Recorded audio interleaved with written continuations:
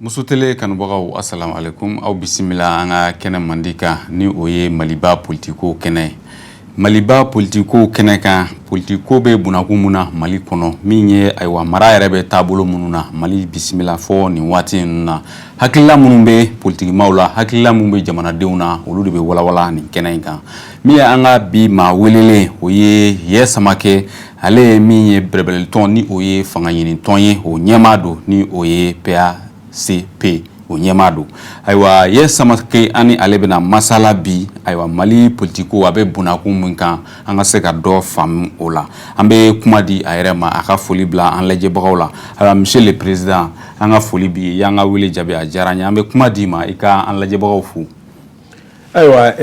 muso tele lajɛbaga musoman n'a cɛman n bɛ foli kɛ ka ɲɛsin aw bɛɛ lajɛlen ma nisɔndiyalen bɛ bi a ye wele bila ma ka n'aw ka wele jaabi an ka baro kɛ jamana in bɛ taabolo min na ka hakilinaw yira ɲɔgɔn na ka hakilina falen kɛ ayiwa n bɛ foli kɛ ka ɲɛsin aw ka kulomajɔ ma hakili la an bɛna kuma mun fɔ ala ka kɛ kuma sabatilen ala ka kɛ kuma ye mun bɛ taa aw jimi sira fɛ ayiwa n kɔni bɛ o foli kɛ ka ɲɛsin jama ma kuma ɲɛbila kuma na ayiwa président i ka fanga ɲinitɔn ni o ye PACP an bɛ se ka dɔɔni dɔn PACP yɛrɛ nacogo la bon PACP nana cogo min na san 2011 an y'a ye k'a fɔ politiki tɔn mun bɛ Mali kɔnɔ an yɛrɛ tun bɛ tɔn dɔw la nka an y'a ye k'a fɔ taabolo min b'o tɔn ninnu na o ni anw ka laɲini ye mun ye olu ma ɲɔgɔn ta kosɛbɛ n'o ye la politique de l'action concrète et l'alternance au sein des partis politiques donc o hakilina damadɔ mun bɛ anw na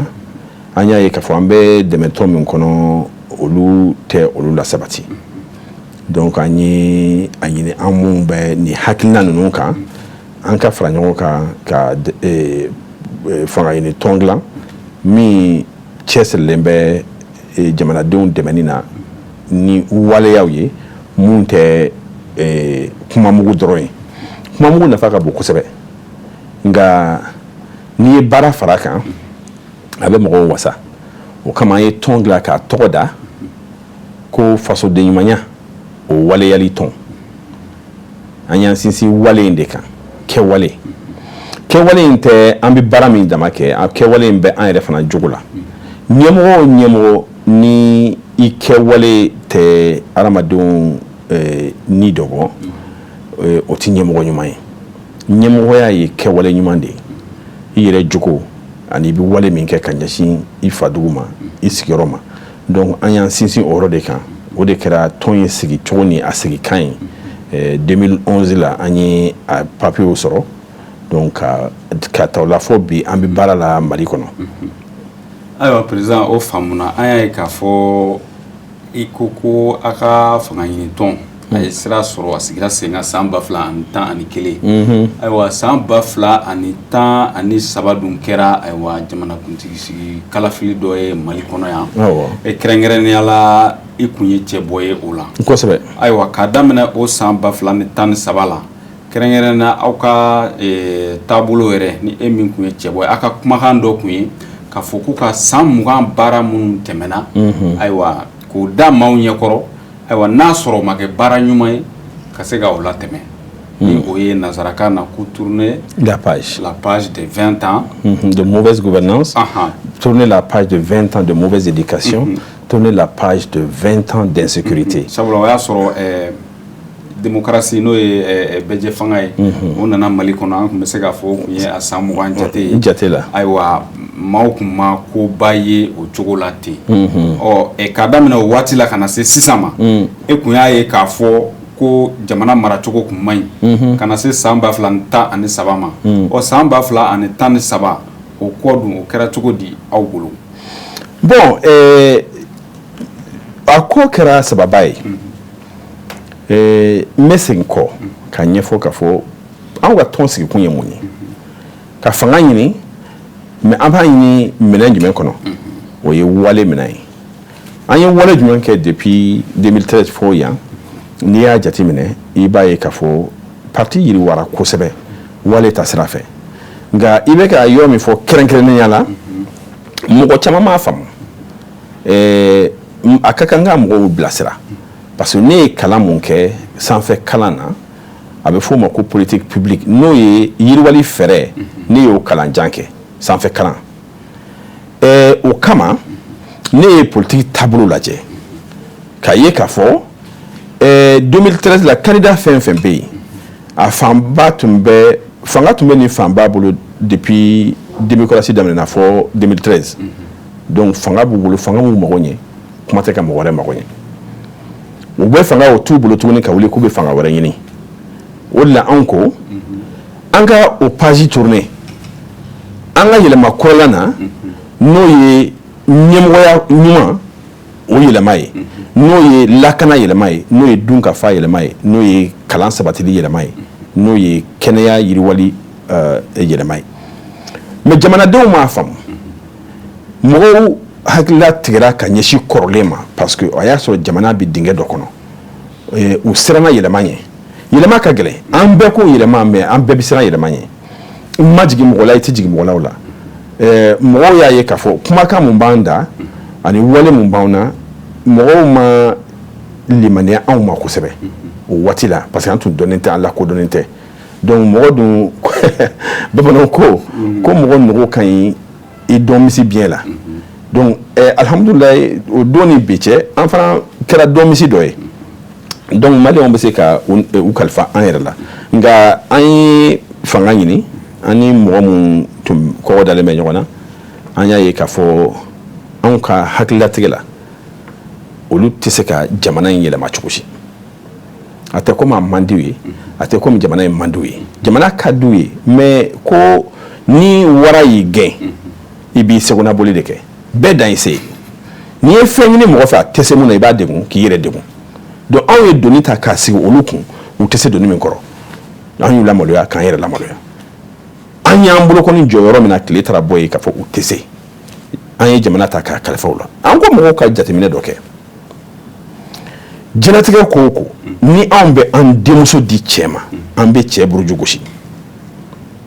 a bɛ seli wa a bɛ sun wa a bɛ mɔgɔ bonya wa a bɛ baara la wa a bɛ se an denmuso kɔrɔ wa a jogo bɛ cogo di hali a bɛ bɔ du jumɛn kɔnɔ mais anw bɛ jamana kunturu ta k'o di mɔgɔ ma an tɛ mɔgɔ min dɔn an t'a kɔ dɔn an kan ka sɛgɛsɛgɛli kɛ mɔgɔ min ye dɔ kɛ k'a sɔrɔ a bolo ma don foroba nafolo la mɔgɔ min ye dɔ kɛ k'a sɔrɔ foroba fanga t'a bolo n'i ye foroba fanga kalifa la o bɛ tɛmɛ mɔgɔw dɔnyɔrɔ kan ɲuman na nka mɔgɔ min y'i sigi ten ko fɛn tɛ n bolo fɔlɔ ko a ye kalifa kɛ n na n'i y'a sɔrɔ n bɛ fɛn k'aw ye n'o ye layiru min ta n'o ma tɛmɛ aw yɛrɛ nɔ b'o la dɛ o de kama an ye mɔgɔw lasɔmi nka mɔgɔw m'a faamu donc an labanna k'an ka fanga ta ka kalifa mɔgɔw la fanga nana bi u bolo jamana nana bɔ ka bi k'a sɔnsɔrɔ u bolo mais président yala an ka tɛmɛ o yɔrɔ la o fanga daminɛ 2013 e n'u ye baara dɔw kɛ ɲɔgɔn fɛ yan 2013 k'u kun y'i bila yɔrɔ dɔ la élection bannen kɔ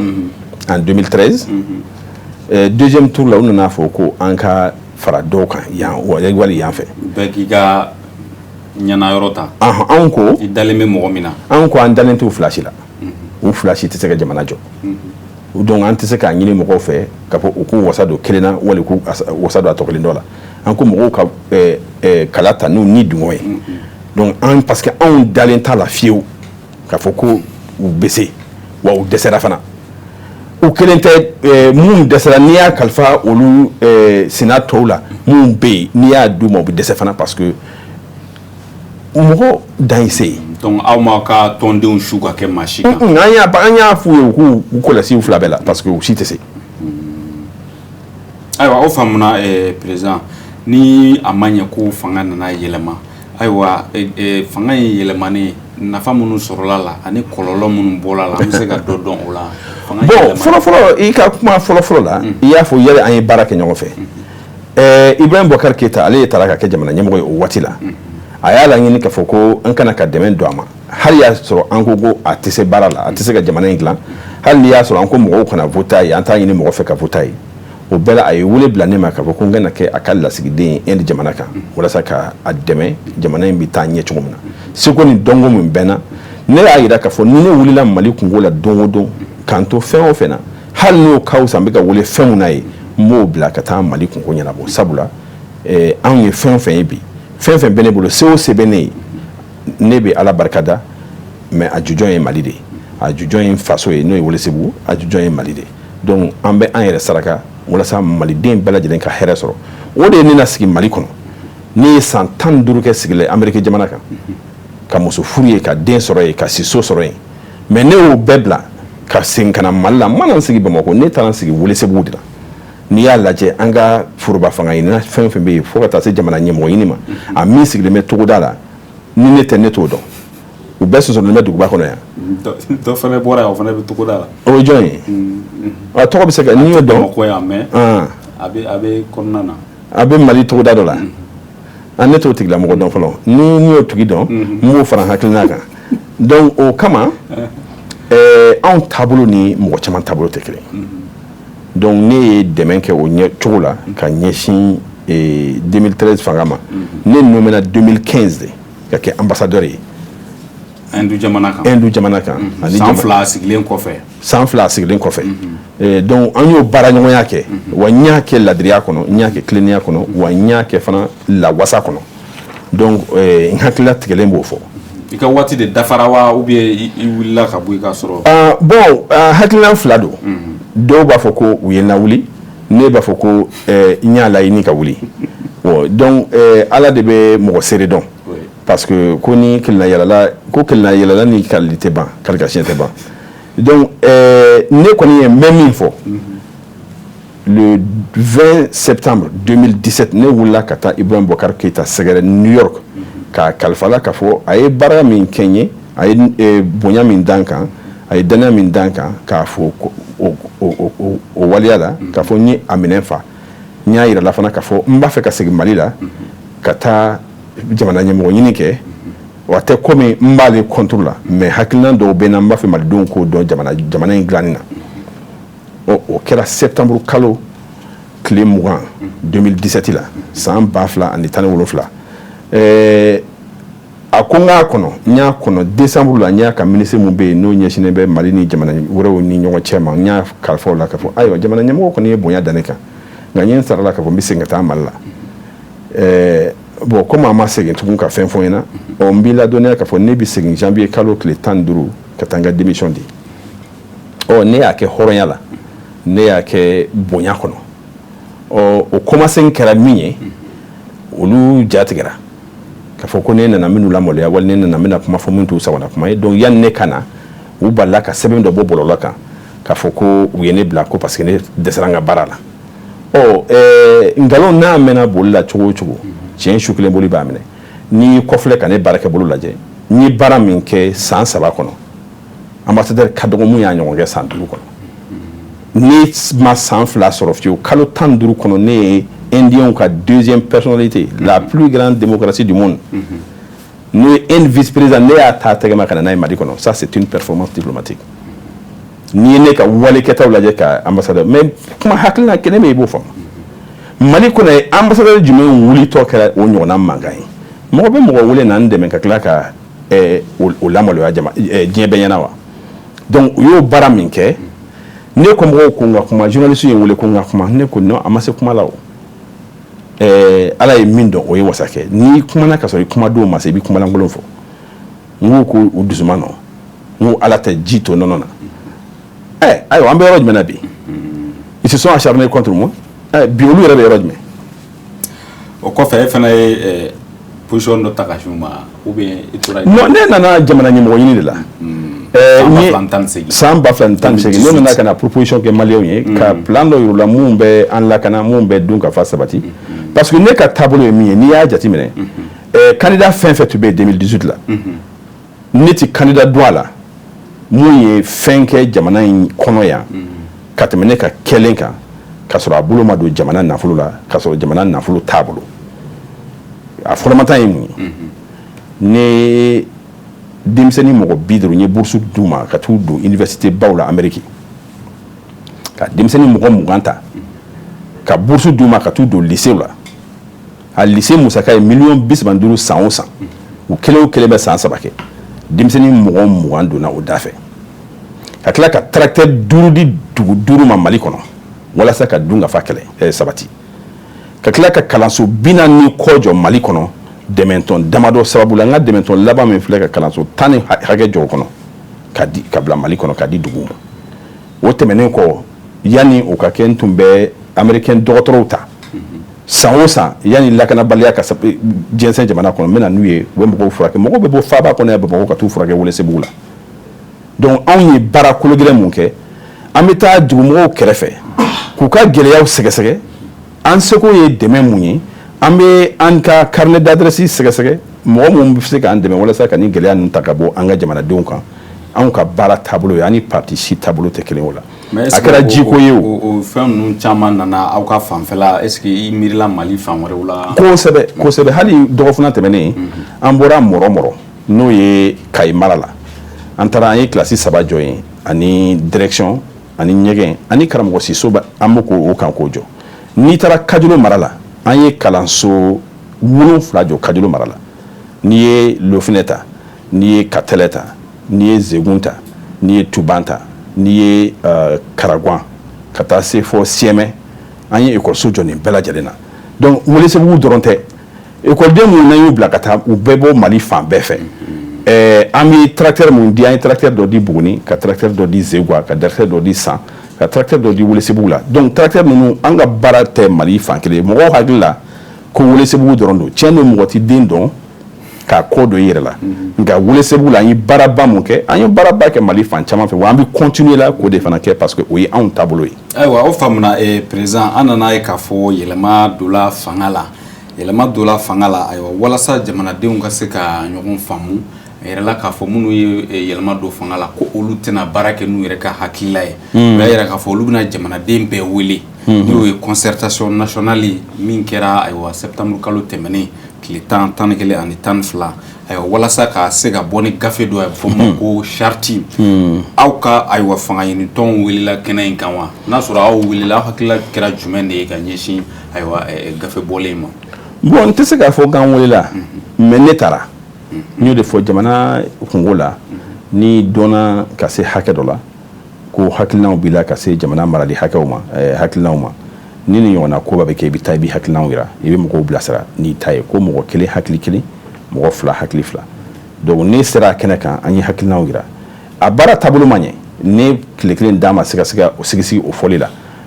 parce que a ma kɛ ladiriya kɔnɔ a ma kɛ tilennenya kɔnɔ jaabi min bɔra la o ma kɛ jama sago jaabi ye. aw ye fiɲɛ jumɛnw ye a la. fiɲɛ ko tɛ a ma kɛ bɛnkan de ye sɛbɛn min bɔra o tun tɛ bɛnkan sɛbɛn o ko nin y'an bɛnkan sɛbɛn ye nka o tun tɛ tiɲɛ.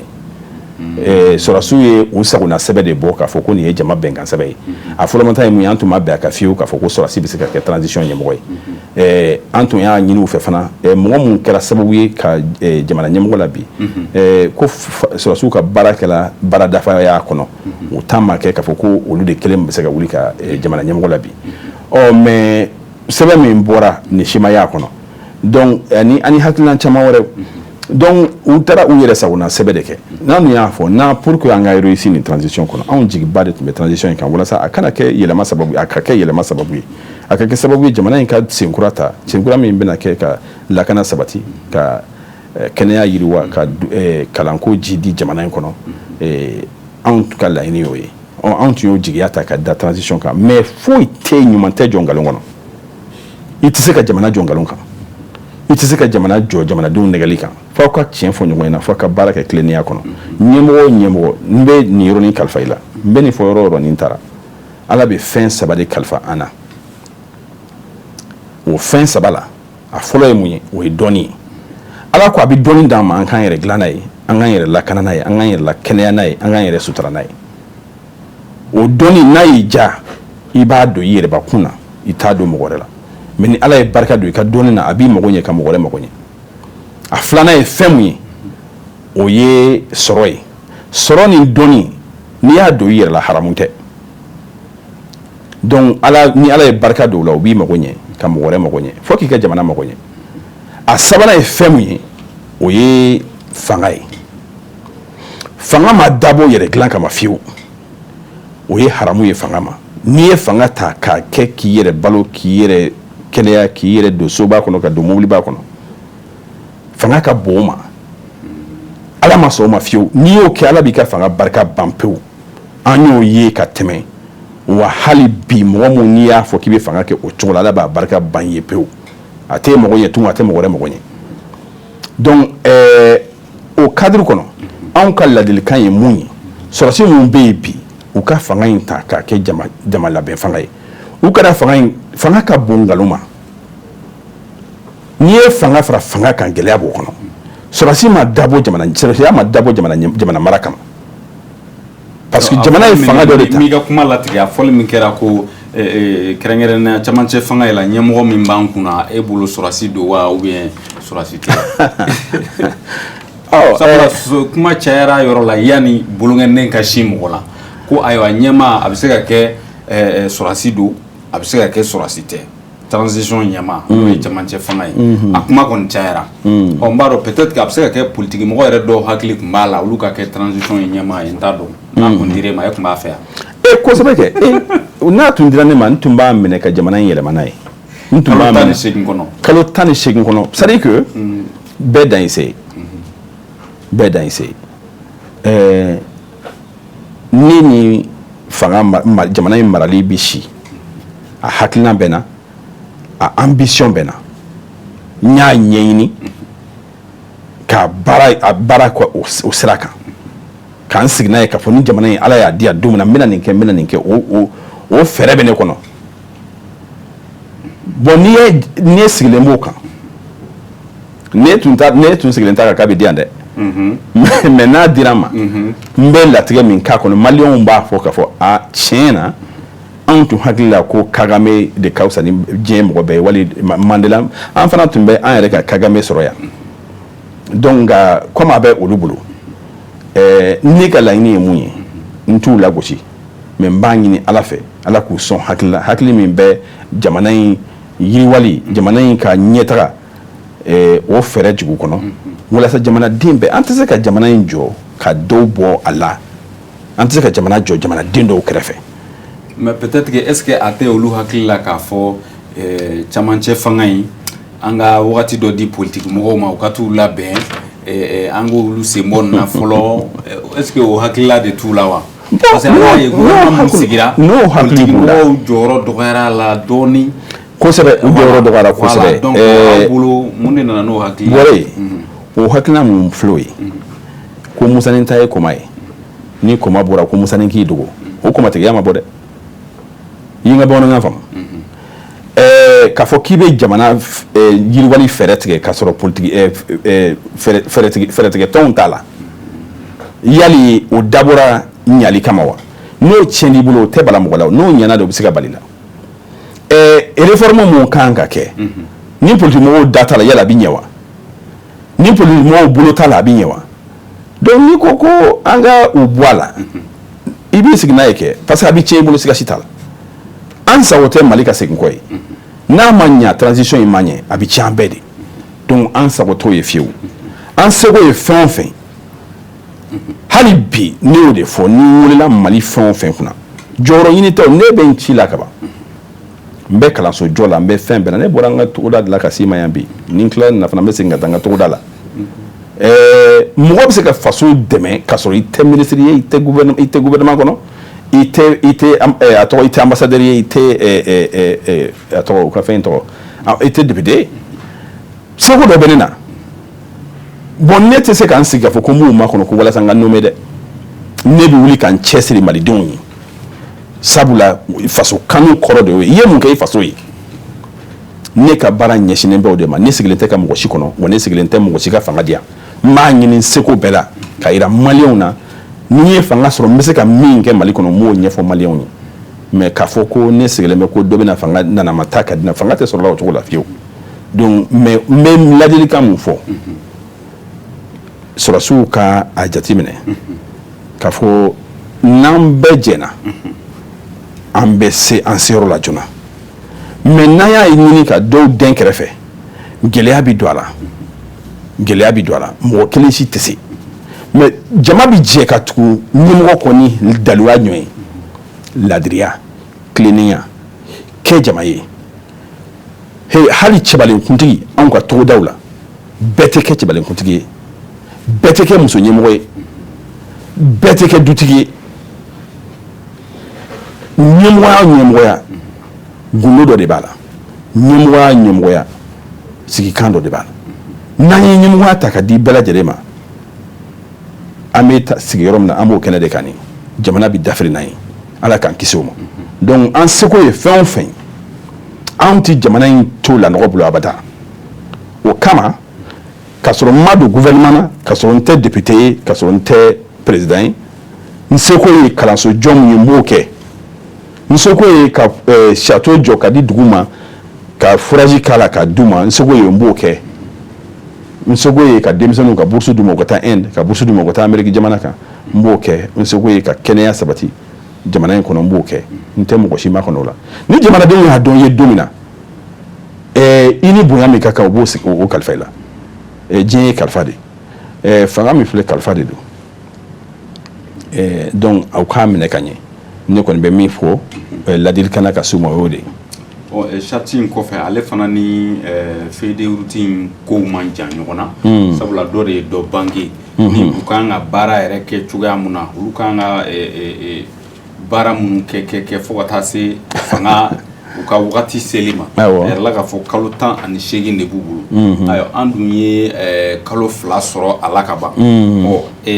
aw minnu ye politique mɔgɔw ye a fɔra k'a fɔ ko maa minnu kan ka don ka se ka wasadenw nɔrɔ bila ni o ye CNT maaw ye maa 121 ayiwa u yɛrɛ kɔni nana jate dɔw bɔ k'a di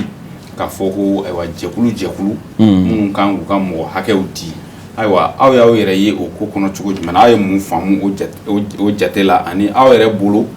maa 120 ye a kan ka suganti cogoya jumɛn na Mali kɔnɔ n'a fɔra maa 121 kan ka don wasabulon kɔnɔna na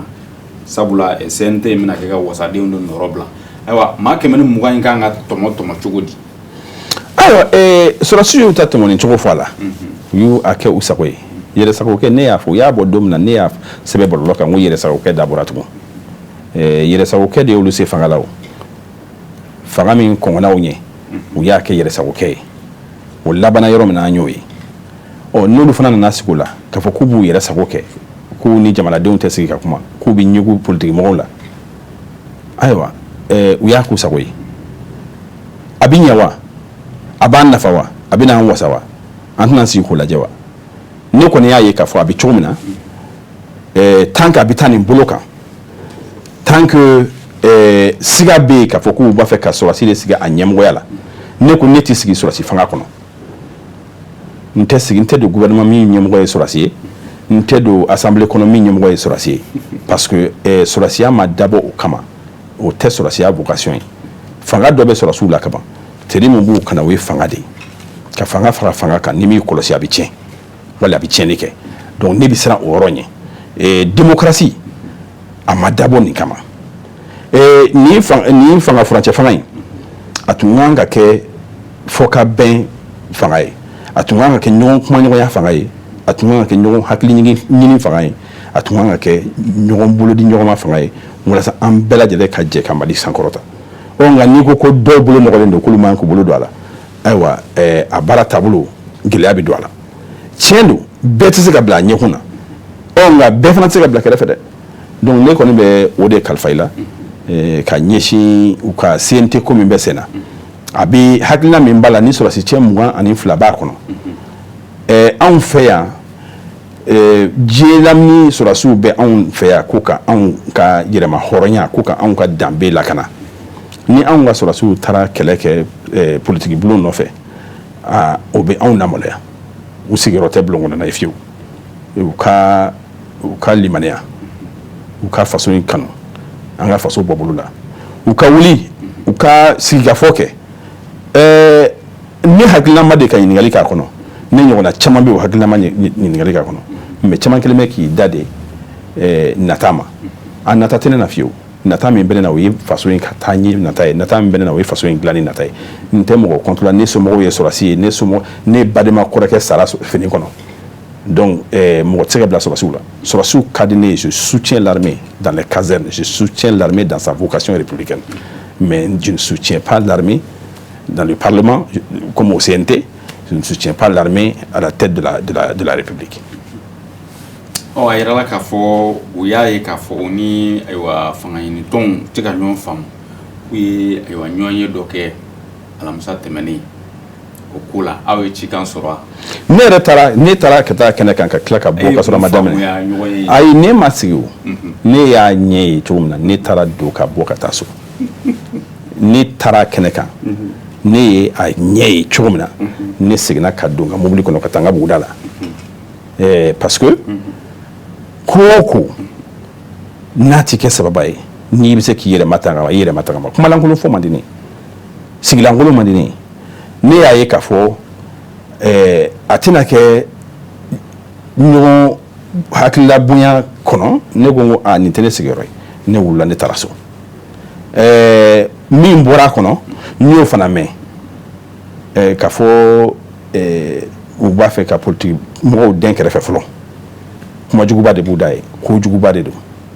a filanan ye mun ye ko constitution min ni o kan ka yɛlɛma k'u y'o baara daminɛ u kelenna ye ayiwa ala k'a bɛɛ sababa ma i n'a fɔ CNT ko la ni politiki mɔgɔw y'a yira k'a fɔ olu sen t'a la ko ka kɛ u kɔ ne tɛ se ka kuma politiki mɔgɔ bɛɛ tɔgɔ la nka ne kɔni b'a dɔn a bɛ bolo min kan nin ne ti don ala nin bolo kan sabula bolo ɲuman tɛ fanga nata tɛ ne na faso baara nata de bɛ ne na a b'i ɲɛ cogo min na o nata de bɛ ne na donc ne ti siga ni hakilina ye fiyewu ne bɛ hakilina fɔ a tɛ fɔ mɔgɔ juguya la n b'a fɔ faso kanu na n'an ma tiɲɛ fɔ ɲɔgɔn ye faso ko la an tɛ faso ɲi ye n'an ma tiɲɛ fɔ ɲɔgɔn ye faso ko la ɲɛtaga tɛ sabati cogo si donc ne tɛ don a la nkalon kan n tɛ don a la nɔgɔ kan n seko ye ka a lajɛya ni mun hakilina mun ye n b'o yira. ayiwa nin bɛɛ kɔnɔna na an b'a ye k'a fɔ baarabilaw u bɛ ka tugu ɲɔgɔn na lafasali tɔn jɛkulu kɔni ayiwa dɔ bɛ ka taa tabila o donna dugujɛ maa wɛrɛ bɛ ka taa n'u ta ye min ye hali ayiwa n ka foroba cakɛlaw olu ka lafasali tɔn ni o ye UNTM ye ayiwa ninnu bɛɛ wulilen bɛ k'u jɔ bi ka taa se fɔ dɔgɔtɔrɔw ale ni ayiwa marabolo ayiwa cakɛlaw ninnu bɛɛ lajɛlen kɔni baarabilakow bɛ sen na mais ni ka gɛlɛya dɔɔni ayiwa aw b'o ko ye cogo di kɛrɛnkɛrɛnnena monsieur le président. bon diɲɛlatigɛ la a bɛ komi n'i ko ko rebelles ka kɛlɛ dabila fɔlɔ k'an bɛ transition kɔnɔ olu b'o lamɛn wa gɛlɛyaw tɛ sigi ka makɔnɔ koyi a baara a bɛ bɛn ni fɛn min ye n'o ye fɔka bɛn min ye danaya min ni o kan ka to o kan ka sabati n'o t'a la mɔgɔw bɛ wuli k'u ka hakɛ ɲini gɛlɛyaw tɛ mɔgɔ ma kɔnɔ donc et puis sariya b'u yamaruya a ma fɔ yɔrɔ si k'a fɔ ko ni transition bɛ yen ko aw kana wuli k'aw ka jɔsariya ɲini k'aw kana ɲini k'aw ka hakɛ ɲini mɔgɔ si tɛ se k'o fɔ ni mɔgɔ min y'o fɔ i filila i binna mɔgɔw kan tiɲɛ don an bɛ cɛmancɛ fanga kɔnɔ n'a bɛ fɔ a ma ko transition ni an bɛnna ko la laɲini dɔw tun kɛra k'a fɔ k'u bɛna rencontre dɔw kɛ lajɛ dɔw kɛ i n'a fɔ conférence sociale n'o ye ɲɔgɔn lafaamuya lajɛ ye o ma kɛ fɔlɔ hakilina dɔw tun yira la k'a fɔ ko transition ɲɛmɔgɔw u ka sɔrɔw dafɔ a bɛ se ka kɛ u y'a kɛ nka maliden si t'a kalama donc n'a kɛra dogo la a dabɔra daniya min ka sabati o tɛ sabati donc i tɛ se k'a fɔ ko a ye dan na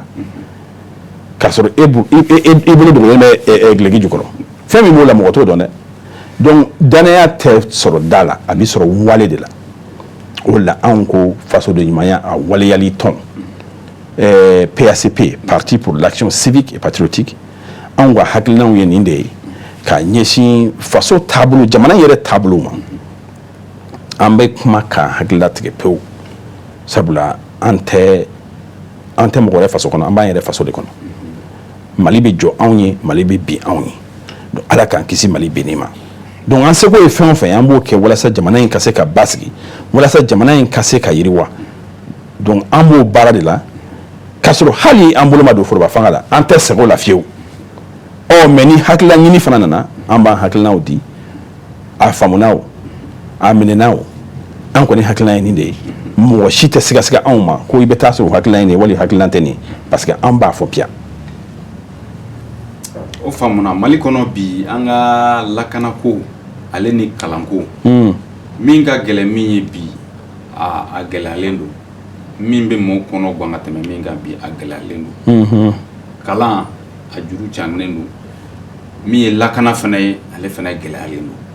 ayiwa monsieur le président e yɛrɛ bolo ninnu gɛlɛya ninnu n'i y'a jateminɛ ni lakana kɔni tɛ yen foyi tɛ yen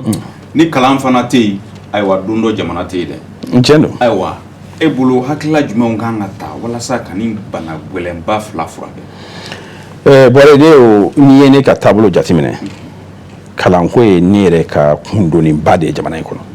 o de la n bɛ ka kalanso jɔ jamana kɔnɔ sabula kalan ye ne bɔ nɔgɔ la ne bɛ yɔrɔ o yɔrɔ bi ne bɔra budun na ka bu fin k'a dun ka bɔ o la ka na n sigi n bɛ yɔrɔ min na bi ni kalan tɛ fɛn caman t'o nɔgɔya mɔgɔ ye donc ne ye n cɛsiri kalan na cogo min na n y'a laɲini fana n bɛ se ka n seko kɛ walasa kalan bɛ se ka jidi jamana in kɔnɔ cogo min na ne cɛsirilen bɛ o baara la nka kalanso jɔ t'a a bannen ni karamɔgɔ t'a kɔnɔ a kɛra sojɔ ye donc an bɛ mun ɲini ɲɛmɔgɔw fɛ layiru mun taara u ka layiru timɛ karamɔgɔw ka segin u ka kalan k'a ɲɛma mais Mali kalanko gɛlɛya ye mun ye anw kɛlen bɛ ka kalanko kalifa gouvernement na alors que an ka sariyaw y'a ye k'a fɔ kalanko tɛ se ka sabati pewu k'a to centraliser na gouvernement tigɛ kɔnɔ fo kalanko ka kɛ kalanden somɔgɔw kungo ye n'an y'an ban o la k'a fɔ k'an b'a bɛɛ sɔri gouvernement tigɛ gouvernement minnu dɛsɛlen don ka kɔrɔ san 30 nin kɔnɔ gouvernement ma kalanko ɲɛnabɔ u ma se k'a ɲɛnabɔ u ma kɛnɛya ko sabati u ma lakana sabati donc n'an y'an sigi k'olu makɔnɔ nin fɛn o fɛn na a bɛ kɛ baara ye bɛɛ k'i cɛsiri bɛɛ k'i seko ni kɛ i ka togoda la bɛɛ k'i seko ni kɛ i ka commune kɔnɔ parce que sariya yɛrɛ y'a fɔ ka fɔ duguma kalanso o bɛ mairie bolo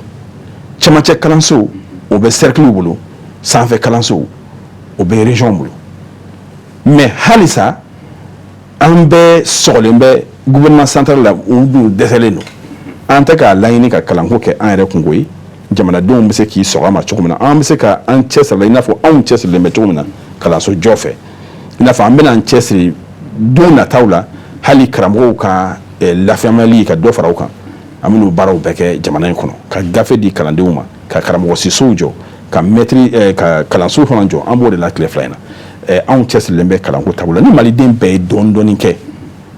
ni maliden bɛɛ y'a dɔn k'a fɔ ko an ka lakana ye maliden bɛɛ kungo ye ni maliden bɛɛ y'a dɔn k'an ka kalanko ye maliden bɛɛ kungo ye ni malidenw y'a dɔn k'a fɔ ko danaya bɛ kɔmɔgɔ ni ɲɛmɔgɔso ni ɲɔgɔn cɛ jamana in bɛ taa ɲɛ sigasi t'a la an bɛ lakana sigasi t'a la kalan bɛ yiriwa anw fɛ yan ka jidi anw fɛ yan nka ni ɲɛmɔgɔw ma tilennenya sira ta ni danaya ma sabati ɲɛmɔgɔw kan u mana fɛn fɛn fɔ a si tɛ latigɛ an mɛnna o la sa nin san 30 kɔnɔ san 5 o san 5 layiru kura de bɛ ta segin bɛ kɛ layiru kɔrɔ talenw kan a si tɛ ɲɛnabɔ mɔgɔw jigi tigɛlen sigilen bɛ mɔgɔw tigɛra ɲɛmɔgɔw la kɔmɔgɔw tigɛlen bɛ ɲɛmɔgɔw la o jamana bɛ taa ɲɛ cogo di o de kama an bɛ jigin an yɛrɛ fana na an kan ka jigin an yɛrɛ la jamana in a fɔra ko bolokɔni de bɛ ɲɛmɔgɔ ta k'an k'an bolokɔni da mana na ka ɲɛmɔgɔ ta ɲɛmɔgɔ min b'an wasa bolokɔni nafa bonya anw b'o bɛɛ to yen ka t'o bolokɔni feere 600 1000 400 hali 200 hali 100 bɛ dɔ sɔrɔ a la ni bolokɔni in dun n'i y'a da mana la k'an ka ɲɛmɔgɔ ta ɲɛmɔgɔ min bɛ wasa mun b'an ka jiko ɲɛnabɔ min b'an ka lakana ko sabati mun bɛ kalan jidi mun b'an ka kɛnɛya latigɛ mais anw bɛ taa mɔgɔ ta 200 kama an ma sɛgɛsɛgɛli kɛ an ma baarakɛ nɔ lajɛ a ye mun kɛ fantanw ye ka tɛmɛ an t'o dɔn a ye mun k'a faso la ka tɛmɛ an t'o dɔn 200 in b'an wasa donc anw ta sɔrɔ y'a la 200 ye san 5 kɔnɔ anw ta sɔrɔ y'a la 1000 ni mun kunna jara dɔw fana bɛ a fɔ o yɔrɔ la ko i b'i ta minɛ ko sabula ko ni u ye ɲɛfɛla in sɔrɔ ka ban ko i t'u ye bilen o de y'a lagositɔkan ye parce que n'an y'o fɔ ka 1000 ni minɛ ka taa o mɔgɔ lankolon o ta k'o bila ɲɛfɛ jɔn de nɔ i bɛ jigin jɔn de la i yɛrɛ de y'a ta i yɛrɛ de y'a ta i y'a ta ɲinɛ a ma ɲɛ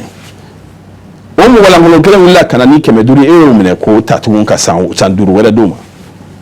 k'i denw ka sini ɲɛsigi don galama la i bɛ jigin jɔn na o de kama dɔ bɛ n ja la dɔ bɛ n ja cɛlakaw la an ka yɛlɛma don an ɲɛmɔgɔ tacogo la an ka yɛlɛma don an ka système électoral la mais anw mun fana ye bɛ an bolo da mana na an k'an bolo da yɔrɔ dɔn lakana ko ta fanfɛla dun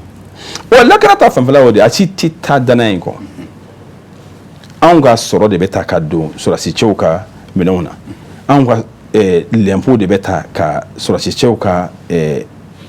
senkola latigɛ bon ni danaya t'a kɔnɔ wari donda tɛ ka dɔn wari don nɔ tɛ ka ye donc o bɛ na ni gɛlɛya dɔw ye hali danaya sɔrɔsiw ni ɲɔgɔn cɛ sɔrɔsi ɲɛmɔgɔ ni sɔrɔsi kɔmɔgɔw ni ɲɔgɔn cɛ gɛlɛyaw b'a la donc jamana in yɛrɛ taabolo kɛra o de ye bi danaya t'a kɔnɔ jigiya tɛ yen tugun mɔgɔ si kan tɛ ko faso bɛɛ kan bɛ ko n yɛrɛbakun donc an b'o boli min na ni an sera ko sɔrɔ kɔbɔli sugu dɔ bɛ yen n'i ma sabali i bɛ taa bɔ gɛlɛya sonsɔrɔlen kan donc an kana boli sɔrɔ kɔ an ka boli an yɛrɛ kɔ an ka jamana in taabolo yɛlɛma a ka gɛlɛn nka a ka nɔgɔn n'an y'an jigi da an yɛrɛ kan n'an y'a kɛ danaya kɔnɔ i b'a ye gɛlɛya fɛn fɛn b'a la ala bɛ nɔgɔya don a bɛɛ la parce que a fɔra ko fanga ma dabɔ yɛrɛ dilan kama n'an ye o kɔrɔbɔ don o don an ka ɲɛmɔgɔw ka fanga ta k'a kɛ ka lakana sabati k'u ɲɛsin o de ma ka yuruguyurugu bɔ a la ka bɛnkanni bɔ a la ka mɔgɔw ka hakɛ t'o bolo ka mɔgɔw ka hakɛ d'u ma sigasi t'a la ala bɛ an lakana ala bɛ an dɛmɛ an ka lakana la ala bɛ an dɛmɛ an ka dun ka fa sabatili la sigasi t'a la f'an k'o de kɔrɔbɔ mais anw ma se o la fɔlɔ ɲɛmɔgɔw ma o limaniya sɔrɔ fɔlɔ o de gɛlɛya b'an kan ayiwa président o faamuna e yɛrɛ bolo mali kɔnɔ sisan an ka démocratie a tɔgɔ bɛ fɔ cogoya min na sabula jateminɛ y'a jira k'a fɔ kabiri a nana a bɛ ka tiɲɛ ka taa fɛ de walasa a ka se ka kɛ démocratie yɛrɛ yɛrɛ ye a tɔgɔ bɛ fɔ cogoya min na a ka se ka kɛ o ye e bolo an kan ka waleya jumɛnw de kɛ ɲɛmɔgɔw ni jamanadenw yɛrɛ walasa démocratie sanuma o bɛ se ka sɔrɔ mali in kɔnɔ cogo min a bɔra ne hakili la n da bɔra kuma mun na sisan démocratie tɛ ji di namara kɔnɔ ani yuruguyurugu kɔnɔ démocratie fo ɲɛmɔgɔso ka tile kɔmɔgɔso ye kɔmɔgɔ fana k'i tile ɲɛmɔgɔ ye bɛɛ lajɛlen k'i seko kɛ démocratie o de n'o kɛra yiriwa bɛ na sigasi t'a la mais n'a kɛra bɛɛ k'i bugu i ta tunin kɔfɛ a démocratie ma bɔ dɛ n'a fɔra ko mɔgɔ si ɲɛ tɛ si kunna an bɛ siran ɲɔgɔn ɲɛ dɛ donc anw sirannen don ɲɛmɔgɔw ɲɛ bi ɲɛmɔgɔ minnu bɛ jamana in kunna nin y'a san 30 ni hakɛ ye layiruw talenw ma timɛ dɛ layiruw ma dafa dɛ hakɛw ma lakilen dɛ démocratie dun ko k'u ka hakɛw lakilen donc tant que an ma tɛmɛ o sira fɛ tant que an ko ko yɛrɛsagokɛ o de y'an ka ɲɛmɔgɔya taabolo ye tant que an ko ko kɛnyɛrɛ ye o de y'an ka ɲɛmɔgɔya taabolo ye a dun fɔra ko fanga tɛ yɛrɛ magoɲɛlan ye fanga ye jama dilannan de ye jama magoɲɛlan de don mɔgɔ o mɔgɔ n'i ye fanga ta k'a ɲɛsin yɛrɛ ma ka kɛ lenburuba ye k'a bisi i yɛrɛ kelen da ala b'a fanga jasi a t'i nafa a tɛ mɔgɔ wɛrɛ nafa donc f'an k'o de faamu bon an dun ka taabolo la an ɲɛ bɛ min na nin san 30 kɔnɔ ɲɛmɔgɔw m'o faamu ɲɛmɔgɔ caman nana dɔw hinɛna na mais a fanba hinɛna u yɛrɛ la an ma se ka yuruguyurugu kɛlɛ cogo si ka bɔ jamana in kɔnɔ yuruguyurugu bɛ jamana nagasi yuruguyurugu bɛ du nagasi a bɛ adamaden yɛrɛ nagasi donc anw ma se cogo si ka sira ta sira min bɛ jamana in bila sira kilennen kan n'an y'o kɔrɔbɔ don o don mali bɛ yiriwa mali bɛ ja ayiwa ka ɲɛsin camancɛ fanga in ma a yɛrɛla k'a fɔ kalo 18 de bɛ u bolo ayiwa an ye dɔ kɛ sira yɛrɛ la ka ban walasa camancɛ fanga in baara ka ɲa u bolo a ka kɛ camancɛ fanga ayiwa sabatilen tila ka kalafili labɛn jɛlenya kɔnɔna na Mali bɛ ka sira min ɲini a ka se k'o sira jɛlen sɔrɔ e bɛ ayiwa welekan jumɛn bila o la tiɲɛ yɛrɛ la o jigiya ba tɛ ne la ka ɲɛsin transition in ma k'a fɔ ko u bɛna an dabali ban wali k'u bɛna an wasa ka se sira wɛrɛ kan mun tɛ élection organisée n'u sera ka élection kɛ dɔrɔn ka réforme électorale kɛ o dun gɛlɛya min b'a la a ka bon n'u sera k'o kɛ ne bɛ u fo fo k'u barikada fanga ka di mɔgɔ ma mun ye jama ni mɔgɔ ye ne bɛ min ɲini a transition fɛ o y'o ye koyi n'o tɛ k'a fɔ k'u ka lakana k'u ka kalanko sabati ni jigita o kan dɛ o se t'u ye u tɛna se k'o kɛ n'i ye doni da mɔgɔ kun a tɛ se mun kɔrɔ i b'a degun i b'i yɛrɛ degun transition yɛrɛ ma dabɔ o kama mais jamanadenw bɛ maa min suganti o ka se ka sira ka se ka d'o ma voilà n'an sera ka an cɛ sɔrɔ la parce que gɛlɛya bɛ ne sirannen bɛ fɛn mun na yali u bɛna se ka labɛn sabati an ka tilennenya ni jɛlenya kɔnɔ an ka se ka ɲɛmɔgɔ kura ta wa yali u bɛ se k'o kɛ an bɛɛ kan ka ɲininka o la yali u bɛ se ka kɛ ka ban ka bɛn ni kalo 18 banni ye wa yali jamanaden bɛɛ sigilen don o kan wa yali sɔrɔdasi ninnu yɛrɛ sigilen bɛ o kan wa n'an ye o hakilila jɛlenya sɔrɔ n'an bɛnna o kan k'an hakilila tigɛ o kan baara bɛ kɛ n'o ye nka ne dalen t'a ko la fɔlɔ ne hakilila tigɛlen t'a ko la fɔlɔ sira dɔɔni taamana an tun kan ka min y'a sira kɔnɔ an ɲɛ ma da o kan fɔlɔ dɛ an tun hakilila sigikafɔ mun bɛna kɛ o kun fɔlɔ min kɛra o ma kɛ sigikafɔ sabatilen administration ni politique tɔnw ka ɲɔgɔn ye mun kɛra sabati ma y'a kɔnɔ hakilina mun yira la o ma kɛ an hakilinaw fara ɲɔgɔn kan o nana an y'an hakilinaw de yira o la nin y'olu ta hakilina ye i bɛ don o la wali i bɛ bɔ o la nin y'u ta hakilina ye o bɛ kɛ yɔrɔ min na o ye wajibi fanga ye u dun ka transition ko wajibi fanga tɛ o fɛn fila tɛ bɛn o soit i b'an bɛɛ wajibi ka don ɲɛnada fɛ